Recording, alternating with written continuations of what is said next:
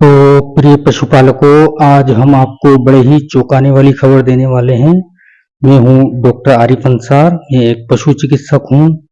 तो हम अपनी जानकारी शुरू करते हैं उस ईश्वर के नाम से जिसने पूरे ब्रह्मांड को बनाया, जो बड़ा ही दयालु और कृपावान है। तो आज हम जो जिस चौंकाने वाली खबर के बारे में आपको बताना चाहते हैं वो है पशुओं में, यानी कि गाय, भैंस, भेड़, बकरियों में लगने वाली एक चिप के बारे में। ये अब भारत में एक ऐसी चिप बनाई जाएगी जिसको पशु के शरीर में लगाने के बाद वो आपके मोबाइल से कनेक्टेड होगी, जुड़ी हुई होगी। जब भी आपकी गाय भैंस दूध कम देगी तो उसकी सूचना आपके मोबाइल पर आ जाएगी। इसी के साथ आपको ये भी पता लग जाएगा कि हमारी भैंस जो है कल बीमार होने वाली है या नहीं है, और अगर वो कल बीमार हो जाएगी तो उसका संभावित इलाज क्या होगा।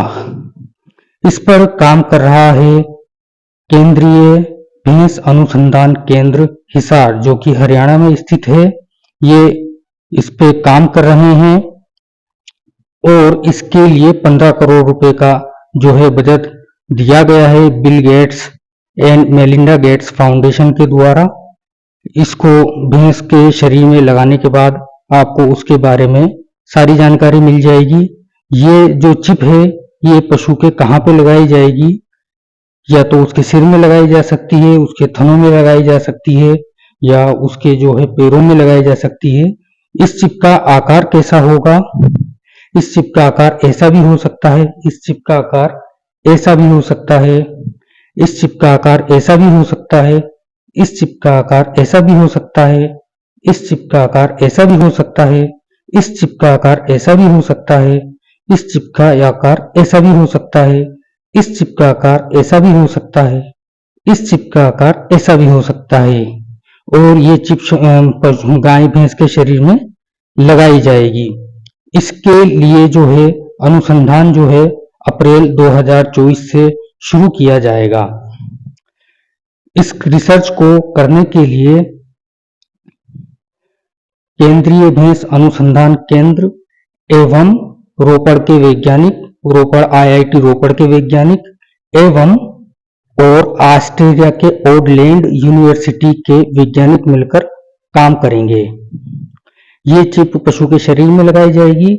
इसी के साथ जो CIRB यानी कि central research institute on buffalo, यानी कि केंद्रीय भैंस अनुसंधान केंद्र जो कि हिसार हरियाणा में स्थित है, उनके जो डायरेक्टर महोदय हैं डॉक्टर DK दत्ता जी का कहना है कि ये देश में पहली बार हो रहा है जब एक इस तरीके की चिप बनाई जाएगी जो पशु के शरीर में लगाई जाएगी, और उससे जो है हमें ये पता लग जाएगा कि जो हमारी भैंस कल कम दूध देने वाली है और उसका क्या कारण है, और अगर हमारी भैंस कल बीमार पड़ने वाली है तो उसका क्या कारण है, और जो है कौन सी भैंस जो है, कौन सा पशु जो है कम चारा पानी खा रहा है।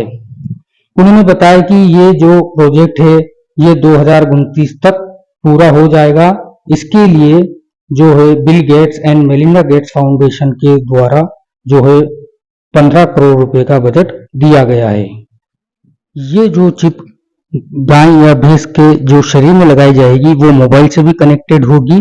तो जो भी पशु के शरीर में गड़बड़ी होगी, जैसे कि वो कम चारा खा रही है या कम दूध दे रही है और यह जो वो बीमार पड़ने वाली है, इन सब का जो है मैसेज पशुपालक के मोबाइल पर आएगा, और साथ ही उसका संभावित इलाज भी पशुपालक के मोबाइल पे आएगा। और विश्वास जो CIRB के डायरेक्टर डॉक्टर DK दत्ता जी ने विश्वास दिलाया है कि इससे जो डेयरी पशुपालक हैं उनको बहुत ही अच्छा भविष्य में लाभ मिलेगा। और इसी के साथ हम आपको जानकारी देना चाहेंगे कि हम इसी तरीके की लेटेस्ट जानकारियां आप पशुपालकों को देते रहेंगे। हमारा जो चैनल बनाया गया है वो पशुपालकों को लेटेस्ट पशुपालन से संबंधित जो लेटेस्ट जानकारियां हैं वो देने के लिए बनाया गया है।